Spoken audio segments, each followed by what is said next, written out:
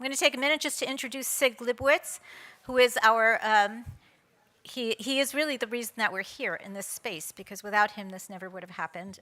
Although there's a whole team of people who made this possible, Sig was our, the person who kind of opened the way for us to make this happen. So Sig, who is standing here, might look familiar to you because he was a character on The Sopranos. He's an actor before he became a lawyer, I think, before he became a producer and all the other things I'm going to tell you about. But he was on Sopranos and House of Cards and Law and Order and just a number of really interesting projects he's done. Or you might have even seen him in his own film, which was is called The Response, and it was nominated for an Academy Award. It's based on transcripts from Guantanamo Bay interrogations.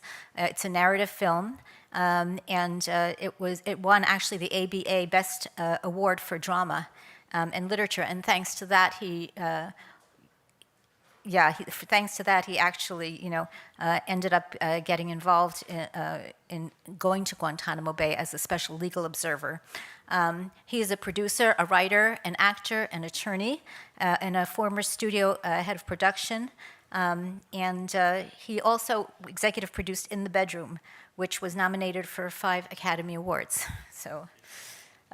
He runs the film and media program here at Hopkins in the graduate division of Hopkins, and he's going to introduce Ian and Ben of the Outlaw Ocean Project. Hi there, thank you. I had to pay Diana handsomely to say all that, and it was worth every penny. Just a couple quick corrections, though. That's 95% true. I didn't executive produce In the Bedroom, but I was the executive in charge of production and oversaw it for the studio. But it's a pleasure to be here, and welcome everyone to Johns Hopkins and to the Bloomberg Center, and particularly I want to make a welcome to the Double Exposure Film Festival and to Diana. It's such a pleasure to have this festival.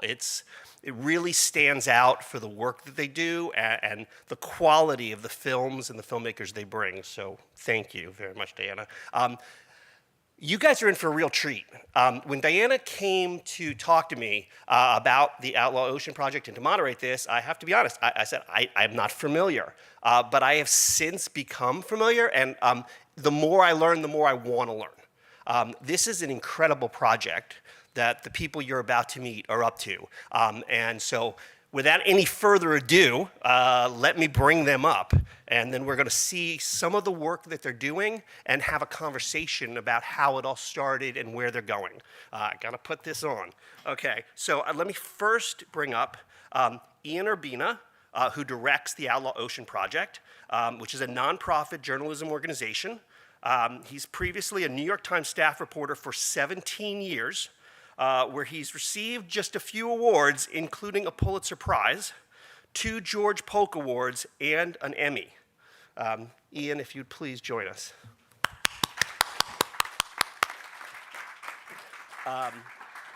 And joining Ian is Ben Blankenship, a filmmaker and a naturalist guide who transitioned from film and television production to photojournalism, documentary making, and writing. His work spans Central and South America, East Africa, and North America. And I can also say it, the Pacific and many other places now. He's been all over. His work has been published in National Geographic Explorer, the New York Times, the Oregonian, and Photographers Without Borders. If you'd please help me welcome Ben Blankenship. Okay, terrific. Oh, thank you. I even get one of these. Wonderful. So before we begin, and welcome, gentlemen, thank you for coming. Thank you. We're going to watch a little video, right, Ben? If you want to give them the heads up or tell them what they're going to see. Sure. So this is an excerpt taken from our reporting on the China Distant Water Fishing Fleet, and we produced a piece that showed the behind the scenes and how the reporting was done. So without further ado, this will be video clip 1.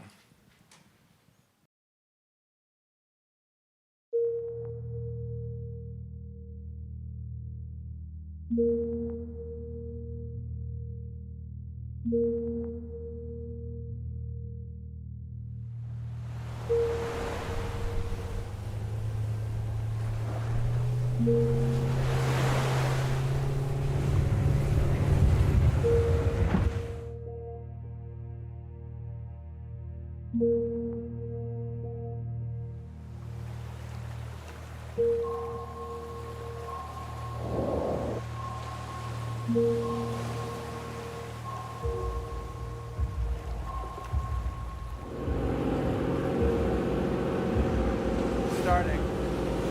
Got it?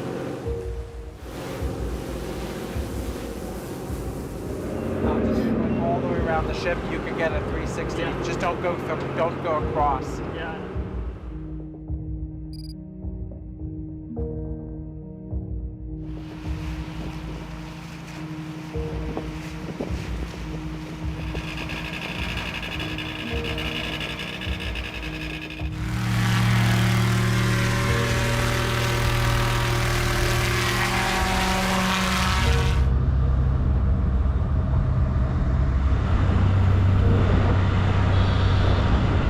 That's good.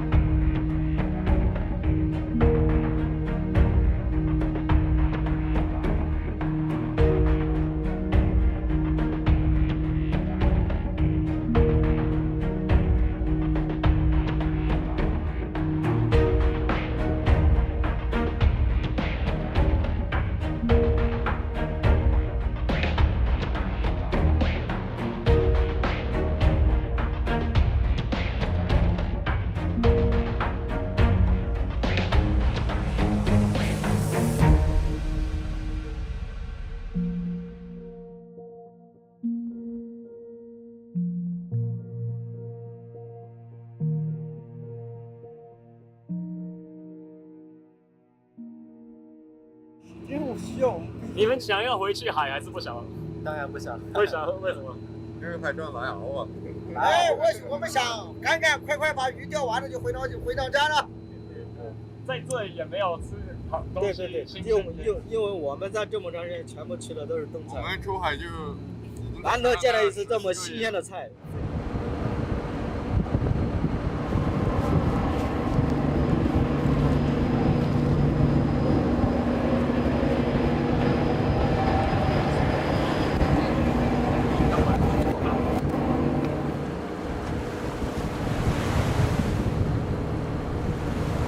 여기 어저께 본 두 번째 배가 yeah, the boat next to this boat we saw yesterday.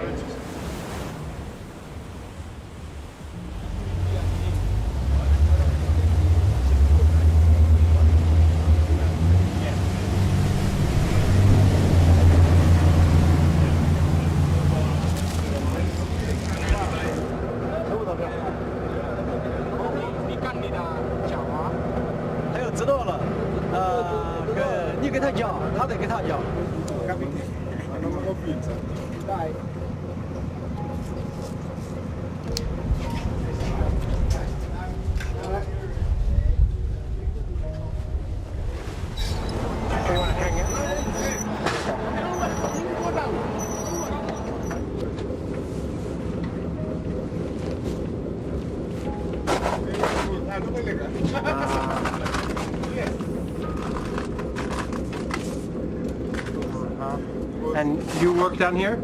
Yes. Everyone works down here, or one guy? Oh, me and the big man. Big man. Any shark? You guys ever catch any shark? Yeah. Shark, yeah. No shock. No shock. GPUyan 98，你听我吗？对，我98。对啊，你们这里来什么目的啊？那在我们看在新闻，你们也有像警察，这是真的还是假的？你可以让我们了解，你们在这里是保护人家，还是是保护，所以你们就做什么？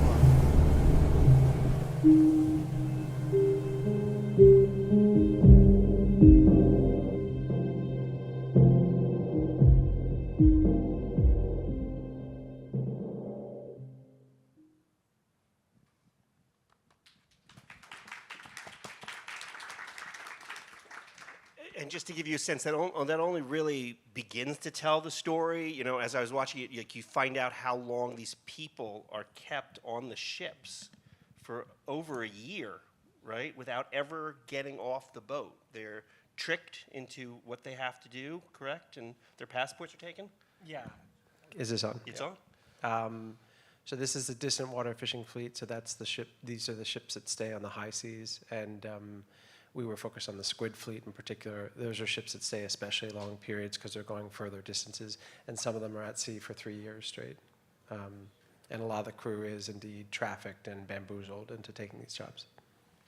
Yeah, just to add to that, they're often told when they sign these contracts that they'll be returning to port in a number of months, only to board the ship and then be told that they won't be seeing land again for another 2 to 3 years.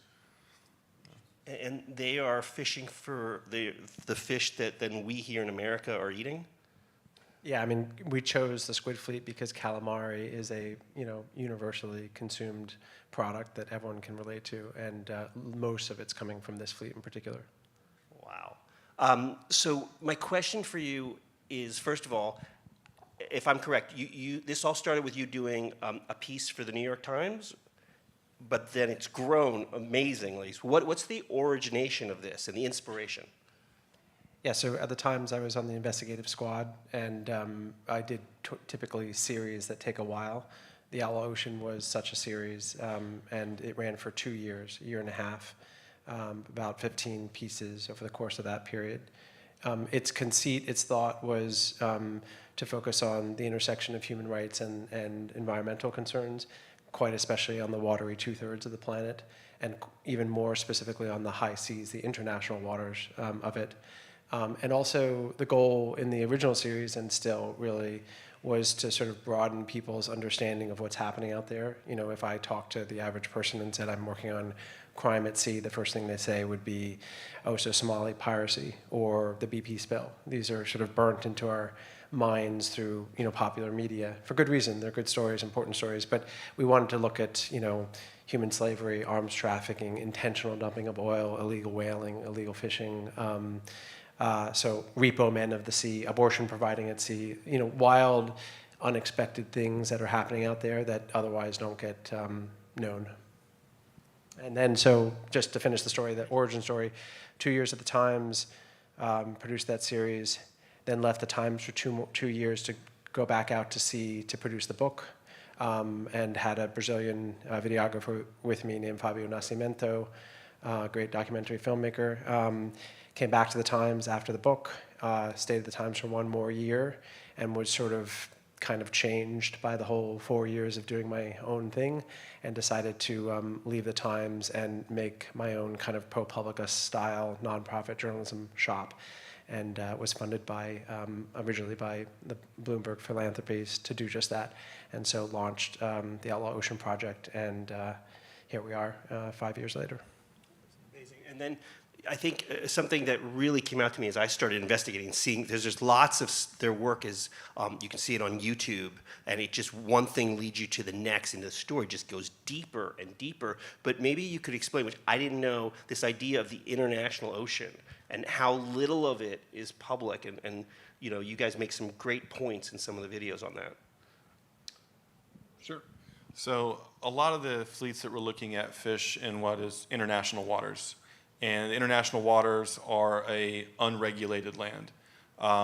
Laws do apply to each ship, but they are rarely enforced. There is no enforcement system in place. So a lot of these captains operate with impunity.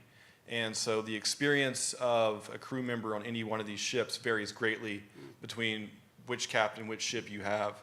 And so what we're looking at is what Ian came up with was this outlaw ocean area, a lawless land where anything can happen, and where anything can happen, it often does.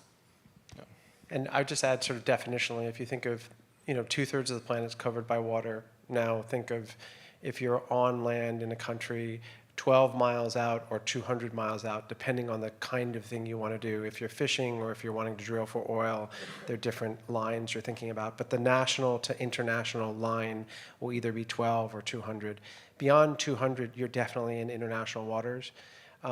or the high seas. And in that zone, there are some laws, some agreements, these sorts of things. But the reality is there isn't a police force to enforce them. So there is no, the blue helmets of the UN don't do enforcement. Interpol is not an enforcement agency. So really those rules out there are only enforced if someone raises a stink about something having been violated. And that happens on land and rarely. And then the other issue kind of that makes this a extra legal, if not often illegal place, is that as a crime scene, there aren't skid marks, there often aren't bodies, there often aren't dependable witnesses. And then the jurisdictional issues on the vessels are super complicated. So imagine a ship as a factory. Now the factory is in outer space. And the people in the factory, it's owned by one guy from one country. The captain and the officers are from another country. The ship is flagged to a third country, and the crew are from a fourth country. And that fourth country where the crew are from are mostly poor, undocumented Global South folk. So they're not well represented, they're often illiterate, they don't speak the language of the officers. Roll that all up and put it out on the water, that's why you have the Outlaw Ocean. And am I right? So little of these international waters are patrolled. I think you're right, it's only 20% that anyone... Well, none of them are patrolled in the sense that, so historically, a century ago, the sort of powerful nations had pretty robust navies, and they did some amount of patrols, but mostly to protect their own flagged vessels as they're traversing. Navies has been shrunk the world over, and their mission has largely been sort of decidedly moved away from law enforcement and more towards geopolitical kind of muscle flexing. And so there are no police, there are armies, there's a military, it's a very different thing out there. And so patrolling of any sort on the high seas is non-existent, except, oddly, by some NGOs that have sort of self-deputized, Sea Shepherd, Greenpeace, et cetera. The guy, that you saw on this vessel runs an organization. He's an ex-Sea Shepherd guy. He's got a vessel, and they go out and do sort of pseudo patrols, but they don't really have a badge. So they have to exert some sort of almost vigilante conservationist leverage using press and other means. Mm-hmm. So and you guys are doing something no one else is doing. In fairness, there are other reporters out Right. there. They're sparse, but yeah, in terms of journalism that's actually going out into the space consistently over long hauls, yes, we've cornered the market on that. But there are AP and The Guardian and Haiku and lots of places have individual stories in the New York Times that are amazing, usually one-offs, but not as a consistent investigative endeavor. And since you started the organization, when was that? That was in? 2019, really took off in late 2019. That's great. So what are your plans, to distribute this? And also, where do you see yourself as far as your goals? Yeah, I mean, I loved the Times. It was a teaching hospital. It took me in. I didn't have a clue. I was an anthropologist before, not a journalist, and they taught me everything I know. So none of this is besmirching the Times, but I grew restless and wanting to do more daring experimental things, including in the realm of distribution. I thought there was amazing innovation going on in how stories are told, how you capture them, reporting tactics. But in the modes of distribution, there didn't seem to be more than the traditional, we have a restaurant, we want diners to come here kind of model.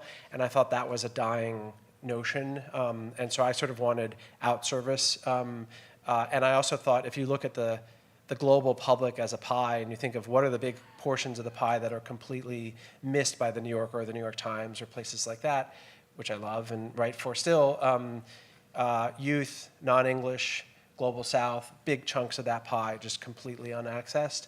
So I thought, okay, if I'm gonna run my own shop, how could I potentially get at those big demographics? And one is, sure, let's do a 10,000 word story for the New Yorker and make it incredibly strong as best as we can. But let's not stop there. Let's try new tactics of taking the same reporting and transforming it into other mediums so as to get those other audiences. And maybe even in different ways, not just sort of through the eyes, reading words up to the head, but through the ears with music down to the heart, up to the head, different sort of tactics for accessing different people. And so a lot of what we do is standard investigative, deep dive narrative stuff, that's written word and doc film in origin. But then we take another 6 months and have an international mural program, international music program, animation projects, and we think, how could we take the same material if we're willing to decidedly engage in slow journalism and slow everything down and figure out, could we get more impact? And then we also, the last thing I'll say is on the distribution front, if we're gonna have rich guys like Bloomberg fund us, and that thing took 4 years to produce and over $1 million, no venue is gonna pay that, even if you're looking at $2 a word at the New Yorker or something, you can't cover your costs. So why sell it? Why not go to the New Yorker, but 40 other venues in 10 languages and say, we're not going to sell it to you, but we will give it to you and only you in your country and language for free, and you got to abide by our embargo, so everyone gets to go at the same time. And then you get 10 times the readership in lots of different languages in different places. So that's the other thing we do now. See, that's fascinating to me. I come from a world of film distribution, where again you would break up your film into territories. You'd sell the French rights, the Italian, South American rights. So the fact that you're doing that, it's really novel. How did you come up with that? I'm asking for the trade secret. No, there's no secret. I just don't recall. It was sort of ad hoc. Well, the notion was initially, I can't recoup costs, and if I can get funders to believe in the journalism, then why even try? And then I thought, well, if I'm going to give it to free to someone, then I should have a little bit of power in setting some terms. And so why don't I say, I'm not playing by your rules on exclusivity. I'll play a little bit if it's the New Yorker or the New York Times, so I won't let the LA Times or the Atlantic, also run it. Okay, that's fine. But it's going to run in El País and Le Monde and El Global and every other places, and you got to be okay with that. And you also don't get any residuals, meaning you can't make a movie out of it. You don't own the IP, because if there's going to be a movie made out of it, I want the nonprofit to benefit, not you guys, frankly, affectionately. Look, I think that's brilliant. Again, also as an attorney, to really have an understanding of your intellectual property rights is wonderful. And, I have to say, representing a lot of filmmakers, it separates you from most who don't have an understanding. And it's so important to know, the power, the exclusive rights you own. You glanced over it, Ian, and it's so important. The fact that you're thinking about it, if you could talk in more detail about this idea of you're branching out into murals and music, and particularly animation. Could you talk, both of you guys, in more detail about that, please? Yeah, so we have ways of distributing our reporting that is inspired by the narrative investigative reporting.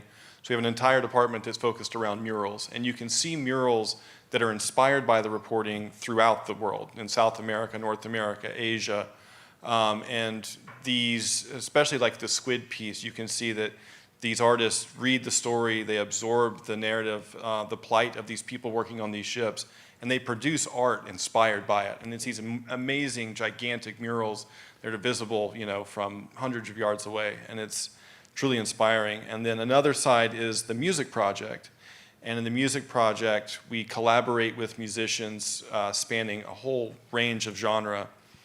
We provide them often with music samples that are taken from the field, so it could be the sound of the squid jig machines running, or deckhands singing on a ship as they're working, and they produce music that benefits the musician financially. It's available on Spotify, but it also helps disseminate the reporting.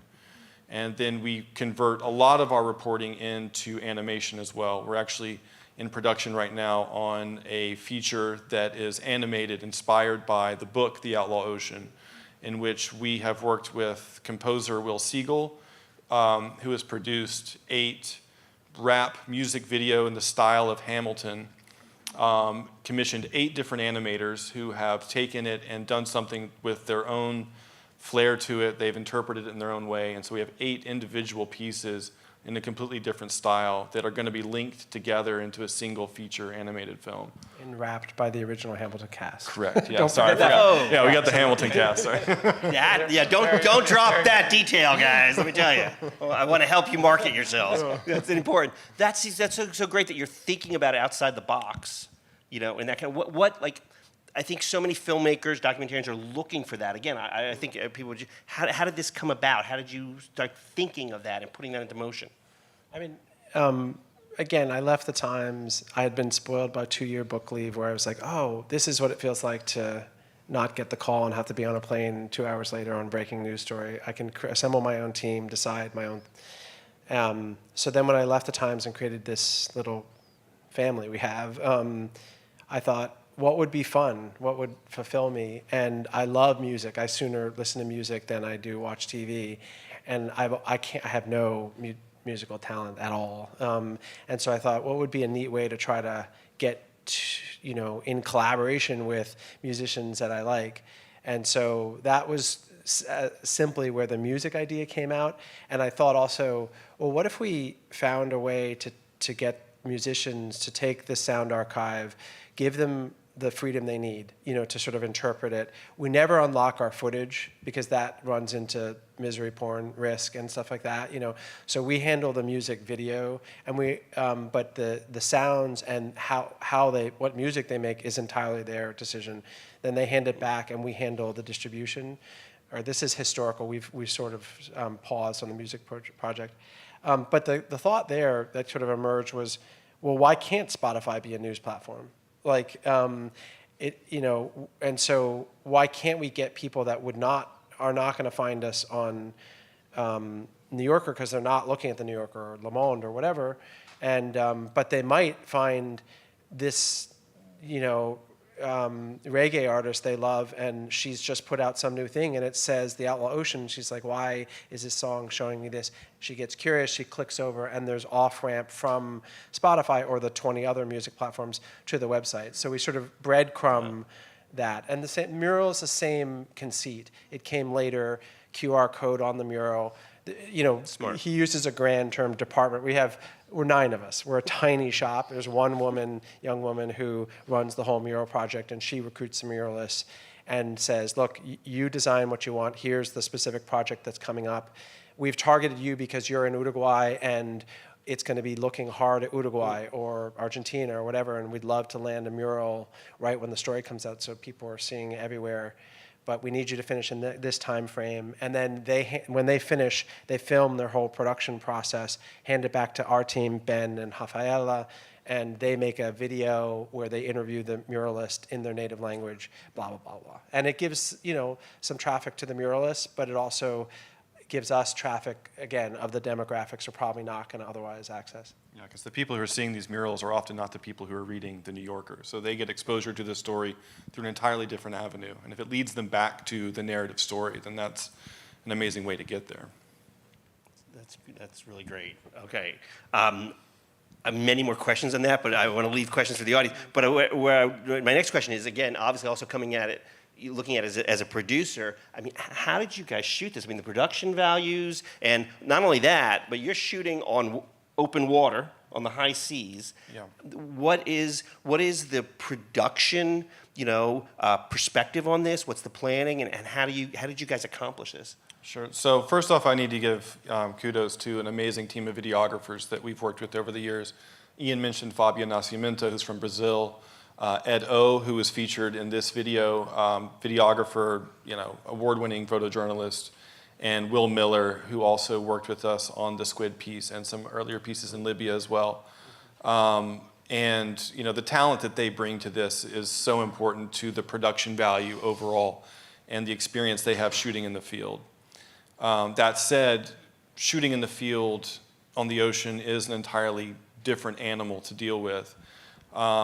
We typically go in overburdened with equipment, and shooting from small vessels, especially on the high seas when you're dealing with 8-foot swells and spray and all those things, it's really a shooting ratio issue. We shoot a lot, we keep recording, and it puts a big burden on the editing room as well. When we're looking at this footage, we'll end up with tens of terabytes of material, and we're going to try to pull together a 12-minute film from that. But really, it's persistence and kind of a grittiness that our videographers have when they come to each of these projects, and their passion for getting the best footage possible, despite really challenging circumstances. I'm sure. And then obviously you guys are using drones a lot. What is Yeah. that experience? And again, particularly drones on the high seas. Yeah, so flying a drone at sea is, I think you might think of it as liberating. There's not tree limbs or power lines or any of these things to run into, but the truth is everything below you is a hazard. And you have basically about a 6-foot by 8-foot square, which is a safe landing zone. There are certainly techniques that we use to launch drones at sea and landing them as well, but it's a huge part of our reporting. And the Mavic series drones have become so intuitive and great to fly that they've really opened up this entirely new point of view for our reporting as well. How so? Well, one of the stability on these drones is so good, and the ability to have live compass feeds. So we don't shoot with GPS out at sea. It often is undependable, but we shoot in what's called attitude mode, and it basically shows us a point on the map where the drone is and a point on the map where it took off from, and it's the drone pilot's job to keep up with these 2 points, because often we lose sight of the drone, and often we lose sight of the ship from the drone because we're shooting in foggy, cloudy conditions. So And at night sometimes. often at night as well, especially for the squid fleet, because the squid ships are pretty much only fishing at night because they use bright lights to bring the squid to the surface, and so a lot of that shooting was at night. Yeah. And I saw there's a number of different types of drones, and you mentioned one of them in particular. Yeah. Ben, if you want to. Oh yeah, our infrared setup. Yeah. So we've had the pleasure of working with some really great manufacturers as well. One of them is Teledyne FLIR, and they provided us with an amazing platform as well that shoots infrared 4K as well as shooting traditional RGB as well. And that allowed us at night to really get a good look at what's happening on the deck of these vessels. When shooting with traditional HD camera from these things, when you're looking down, all you see is this flood of white light because of the lights on these squid ships. So shooting with the infrared was a really great way to see through that light and see what's actually happening on the deck of the ship. That's amazing. And Ian, for you, obviously coming from more of a reporting background, what has it been like for you now that you're opening up this documentary world and the drones and everything that Ben and your other videographers are doing? I mean, look, at the Times and ever since, much of what I did in the final 10 years at the Times was foreign investigative, and I always learned the most from the photographers that were with me, from everything from the best kit just to spidey sense, knowing when it's time to get out of there, how to be quiet in the most broadly defined metaphoric way, and just be present, observing, but not attracting attention. So I just learned a lot from photographers always. So it's not new in that sense. They often would have better intel on where to go, et cetera. So I think that what I did realize, though, what I have learned post New York Times is just how, for better and for worse, becoming less word consumers and more image consumers as a global public, and unfortunately shorter form too, which I'm not thrilled with. But so the kind of content that we need to bundle up has to be doubly robust in the visual space and have lots of different sizes in length. So I just rely more. And then I often am, I started Outlaw Ocean reporting in 2014, so it's a decade now. And one of the many challenges of reporting in the space is you have very small embeds, not many berths. On a ship, you might get 3 unusual, usually 2 max. So that means it's you and one other person. You need your visual person, right? But you also need translators. As you saw, I'm just sitting there and Ed's doing all the translating, or Fabio. So I constantly was, up until Ben was the first staff videographer I had. Before that, I always used contract relationships with a set, 3 guys, essentially. And it wasn't guys decidedly, it was just those, all I met at the Times, Ed, Pierre Qatar, and Fabio. And Fabio I met on a ship, but I chose them because they were really easygoing, smart, savvy in the field, but they were multilingual. And so I could use them both as the visual all-purpose person, but also as a translator. I speak Spanish, but I don't speak Chinese, Arabic. Pierre and Ed both have many languages, and that was essential. It's tough on them because I'm hiring them to do two people's jobs, two hard jobs, but at the same time, I get two berths. I got to be there, and I only got one other. So that's the other way in which I've really relied on videographers. Well, I want to leave room for Q&A, even extra room, but I know we want to show another little video clip. Yeah, I have one more clip here. So this is kind of the culmination of the behind-the-scenes piece. Our ultimate goal for our reporting at sea when we were covering China's distant water squid fleet was to get aboard vessels and to interview crew members firsthand and get their perspective. So this is a little glimpse into two successful boardings that we were able to do, one near the Galapagos Islands and the other near the Falkland Islands in the southern Atlantic. Cool.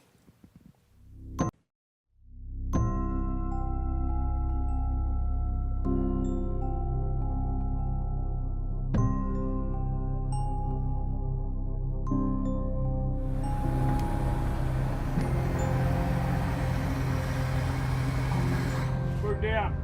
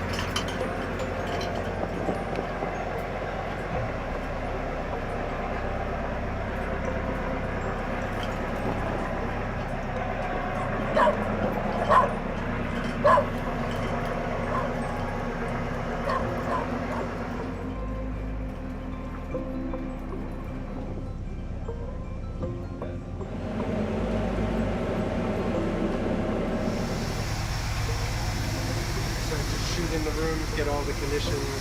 A lot of guys doing it.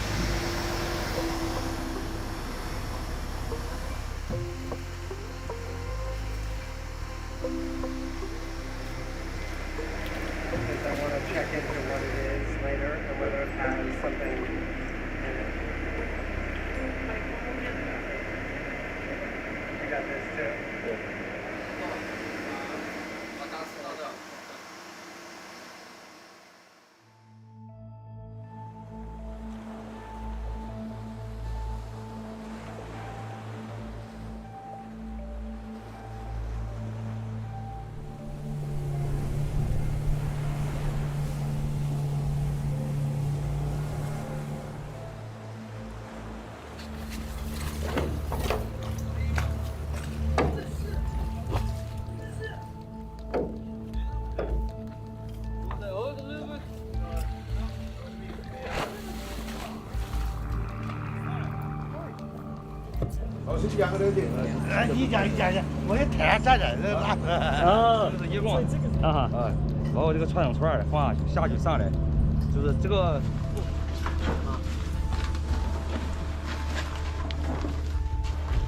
Have they had any issues with people chasing them?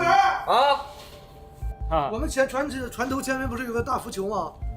大浮球飘在上面，红色的这种颜色的。听见开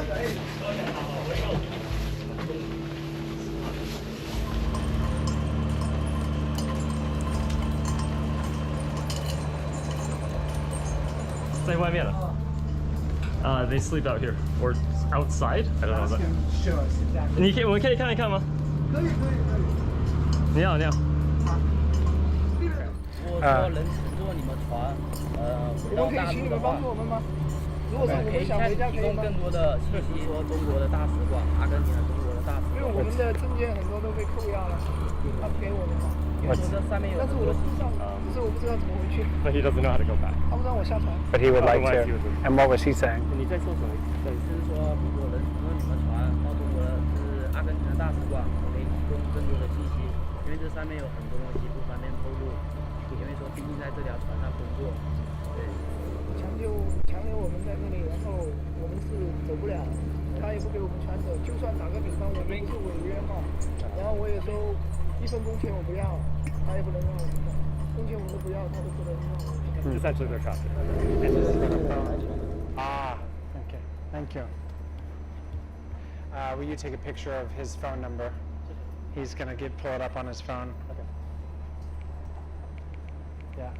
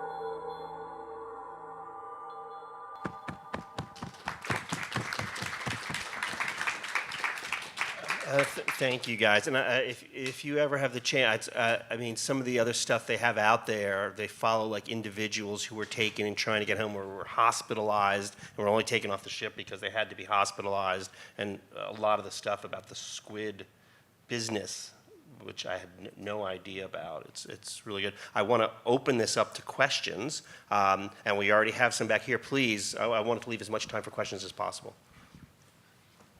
And let's hear it for the nice lady who's bringing everyone the microphone all day long.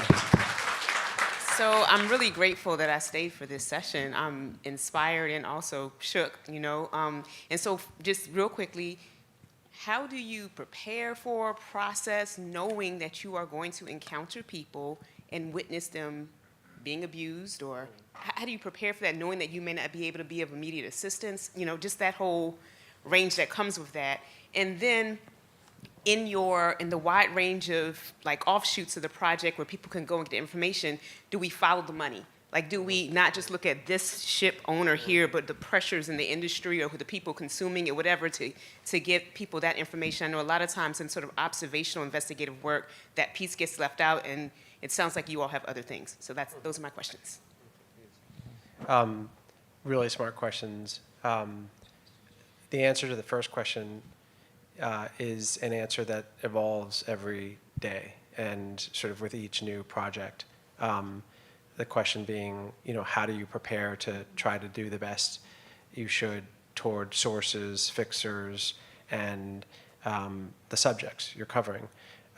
We learned a lot out of a different story, which we did out of Libya, which had to do with abuse of migrants launching from Libya, trying to get to Europe, and a very, even more dangerous set of circumstances for everyone we worked with there. And that was a huge growth spurt for me personally, methodologically, and for the organization in terms of what kinds of things can we do as we lead into stories and come out of them. So, for example, we now have a side set of money that is just for kind of rapid response after stories or in the lead up to stories. In the case of Libya, for example, we had to get a bunch of migrants across the border out of the country the minute we got excavated from, or extracted, thank you, from Libya. So having the funds and having the freedom to move really quickly for whatever you feel is needed is a huge thing that we only developed in the last 2 years. Other standard, more traditional kind of protections, we have one of the reasons I left the Times is because I wanted to slow everything down. You know, like I had this dream state of what if you took money and time out of journalism? Just fantasize for a second. Like, what could you do? What would you dream to do if you had as much time, as much money as you wanted? And so that was sort of one of the animating first mental experiments I did. And so like, I will not push a story. And that's why I often go to venues very late and they hate me for it. Like I'll go and I'll say, it's done, I'm not tinkering with it, it's ready to go. And they're always like, could you just tell us like a year before? And I don't want to do that because the minute you bring editors in the room, with all due respect to editors who are in the room, like they're wanting to speed it up. So we slow everything down. And when it comes to sources, checking on where they are now, are they ready for us to go? Do we have funds? You know, have they thought through? Again, these are pretty standard. A lot of the sources we're dealing with, including one right now, we're not really sure they really know how dangerous it is that for them to be helping us. And so we have to kind of do that whole dance of telling them and kind of protecting their interests, but also wanting the story. Your second question, I was so long-winded on the first one that I forgot the second question. What was the second question? Like, do we get to see the context and not... Oh, follow the money. Yeah, another reason to slow it down. So the boring, unsexy stuff of this is the follow the money, and it's even more urgent and more difficult with this universe because the stuff that comes, you know, seafood as a product, whether it's apples or iPhones or garment, you know, like globalized products are tough to trace. It's really hard journalism. Seafood, crazy, because there's this huge black kind of section, invisible section of the supply chain because of all the handoffs at sea and what I said in the beginning about the multinational nature, the transient nature, et cetera. So it's a really hard supply chain to track, and you gotta track the supply chain if you really wanna just do something more than this is terrible story. Like this is terrible and you're connected to it story. That's what we try to do. And we also wanna avoid, and I think you were hinting at this in the framing of your question, like we wanna do systemic analysis, not character-driven analysis. So this bad captain, there are a lot of bad captains, bad people doing bad things in individual cases, but what is the meta structure that's like helping push them to do that? And that usually gets back to the kind of the economics of this whole product line. And that comes back to the consumers, you know, like, and so we spend a lot of time. Actually, we only have 9 on staff, and 5 of them are journalists in the set. The other folks are running music or MART or the books or whatever. And of those 5, 3 are investigators, and all they do is desktop, like supply chain, you know, stuff. And that's 3/4 of the reporting. That's the hard part. We get all the credit because we're out there doing the scary stuff, but those folks are the ones that actually connect it to Walmart or Whole Foods or whatever.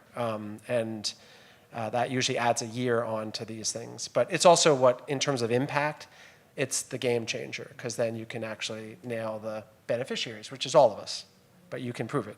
Yeah. And just to add to that, with the China reporting, so they're Ian's brainchilds, but he's really good at coming up with tasks that seem impossible, and then you put a lot of dedicated people to it, and suddenly it comes out. And one of those things was, we called the bait to plate tool. And this is published on our website, and you can look at individual retailers of seafood and trace it back to the original ship where it was caught. Obviously, it doesn't cover the entire industry, but it covers a big chunk of it. And that took an incredible amount of work from our investigators. And then the other side of it too, we as a team spent a lot of time looking at social media from workers and things like that. So we can see products being packaged at a factory, we can see the UPC number on it, and we can track that to a Walmart or a Whole Foods. And so we can confidently say, this factory processed seafood for this retailer. So we spent a lot of time looking at that. I hear Pierre Qatar is here as well. You mentioned him a couple No, of times. he's not here, but I reported with him a lot. He's a long-term friend. Oh, is he here? Oh, okay. All right, I didn't know he was coming. We have a question in the back. Thank you so much for sharing this courageous project with us. And I mean, not to endanger you guys further, but South Korean journalist has another reason to track the Chinese vessels regarding the potential armed trade by the North Korea. So I was just wondering if you guys have any like lead or the kind of evidence gathering that you could do in terms of tracing the North Koreans, violating the sanction regimes on the high sea? Yeah, I mean, maybe we talk more after, but yes is the simple answer. Some ideas, especially the sort of at sea using satellite tactics to trace where the vessels are moving from North Korea and going to. And we did a fair amount of North Korea specific work in this project. One component of it was looking at the factories when the seafood arrives to China. In the factories, is there forced labor there too? And what we found was significant numbers of Uyghur and significant numbers of North Korean workers in the factories that supply the world's seafood. That was brutally difficult to prove, except for the tactics Ben alluded to, which was many, many months of mining OSI, open source intelligence, which is Douyin, Chinese TikTok videos, thousands and thousands of hours of video, typically of average Joes saying, "Hi mom, I'm here at the plant, talk to you tonight," or whatever, but often innocuously loading up to their Douyin account. But behind them is a box that says what have you. And, Long John Silver's. And we also then know that that person is from this region, and we trace back. So we were able to prove the use of North Korean labor in significant numbers and the use of Uyghur labor in significant numbers for products coming to the US. And that's where a lot of the impact from that series came from, because those are very clear violations of US federal law, not to mention sanctions. So that same tactics of mining OSI, but also using satellite, could be used on arms trafficking out of North Korea. Can we talk for just a minute about the danger that you guys are obviously in, both in terms of trying to board those ships? Some of the video shows what happens most of the time. Does not look like they want you anywhere near them. And then obviously you're filming off the coast of North Korea. So if you could talk about the danger and the choices you guys have to make. Yeah, I mean, so it is dangerous, but not for the reasons you would think. If you're getting on a vessel, a Chinese vessel or any other vessel, you're not getting on there surreptitiously. And we also abide by the rules that are required at the times. So we don't ever say we're anything other than we are, that we're journalists. But even if we did, there's no way you're getting on that vessel. You saw how dangerous it is. The real danger, so it's not, the danger isn't that they're going to do you harm. Because once you've talked your way onto the vessel, you're the guest of the captain's God, no one's messing with you. They might kick you off, like happened 20 minutes after those guys, whispered that stuff to us. Some minder saw that they were talking and said, okay, time to go. But no one's going to do you harm, most likely. The danger in this reporting is the conditions. This is an industrial Dickensian factory that has an ice skate rink, slippery floor. Imagine an elevator that's going up 5 floors at all times and a sort of fun house floor that's doing this. That's a ship, right? And so slippery, up and down, nonstop, huge machinery swinging around, sharp, there are rods that they use to electrocute huge fish that are out of control. Sometimes those are uncovered. There's just a lot of danger, not to mention dirty, really dirty. So if you're doing an embed of multiple weeks, like the North Korean reporting, we were embedding on a South Korean squid vessel where we'd bought our way on. We were not on a Sea Shepherd vessel. So we were sleeping on the deck for weeks on end. You get an infection, you're not going back to shore. So these are the dangers: food poisoning, getting hit by something, falling overboard, and no one notices because it's the middle of the night and no one's watching you, etc. Those are the real dangers. Did I miss any? I think you covered most of them. Ben's like, no, that's the fun part. There you go. Other questions? Grab another question. Yes, please.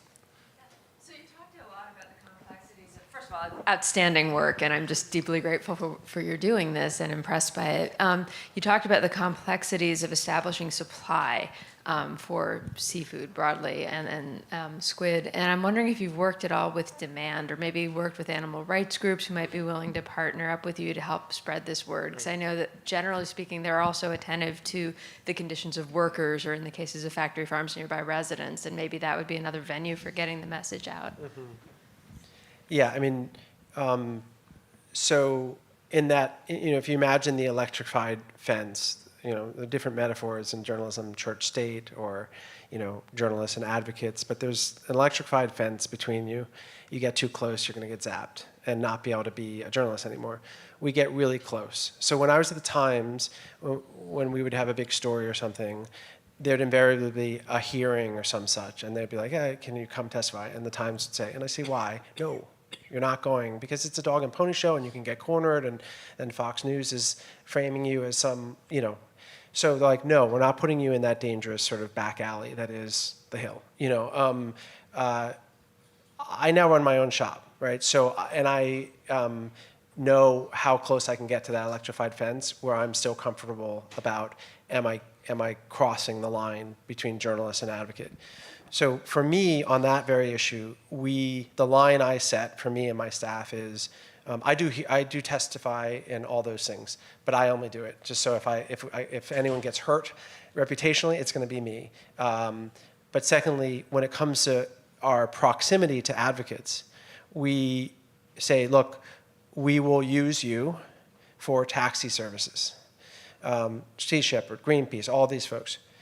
We will not be showing you anything. We will not be telling you anything, and you will not be laying a list of rules on us. If that's not okay with you, fine, but we can't come. We now have a long relationship, and so they know the rules. And then with the next phase in which we're getting close to that fence with advocates is on distribution. And the rule I said is, we love you. We'd love if you promoted our stuff. You can't touch it. Don't edit it. Don't crop it. Don't do anything. We're not going to tell you what we're up to before it's game time, or maybe a week before. But we would love if you advocate for your cause by amplifying our journalism. We will give it to you in any form you need, and then you do what you want with it. But we're not going to have you into our house. We're going to bring you our stuff, and if you could get it out more, fantastic. And whether that's the right call or not, I don't know. Maybe that's too close for some editors, but that's what we do. And we have we're always looking for amplifiers. We have a whole person on staff who just handles our database of amplifiers, and they're in a different category in the database than journalists, editors. And so the amplifiers get alerted X days before launch. This is coming. What do you need from us? Would you be willing to help promote it on your channels? And it's very self-promotional and, would have been frowned upon at the Times. I got a business, an NGO to run, and so I need to make sure it gets out there. Yeah. Yeah, just to add to that, the way the model kind of works is that we're providing an unbiased reporting that is used as a tool for advocates, policymakers, and academics. And they're the ones who push the agenda, but without the information that we're providing them, they can't make those educated decisions, basically. And I would throw in one more thing. Like, we often get asked, like, are you doom and gloom and problems and demoralizing and morale killers, and all guilty as charged. Like, I'm an investigative journalist. That's what I do. I look for problems. I try to highlight them in a fair, rigorous way with a lot of different angles on it. But in the last 2 years, I realized, well, maybe I should try harder. And so we started having for every project a solutions tab, which made me really nervous because it felt like I was getting too close to that fence. So we have this big banner at the top, which essentially says, this is not our opinion. We are not weighing in on this piece of legislation or that particular brand of solution. This is us reporting a bunch of different folks and what they say, many of whom disagree with each other, some of whom we despise and don't agree with. It doesn't much matter. We're just going to go survey industry, academics, advocates, what have you, and try to write up of all the stuff we just highlighted, here's what the stakeholders, let's not call them experts, say, and chronicle them. Here are their proposed solutions. So we try to, from a reporting perspective, do put some of that, give voice to advocates and solutions journalism, but that's as far as I can muster, just in terms of energy. Well, I wish we had more time, but we don't. But I want to say, first of all this stuff sounds cool. The animation project, I'm going to make a pitch for Diana. I'm sure she'd like to see it for a future festival screening. And I just want to take this time to thank Ian and Ben for being here and joining us and for bringing us this incredible work. Thank you. Thank you for having us.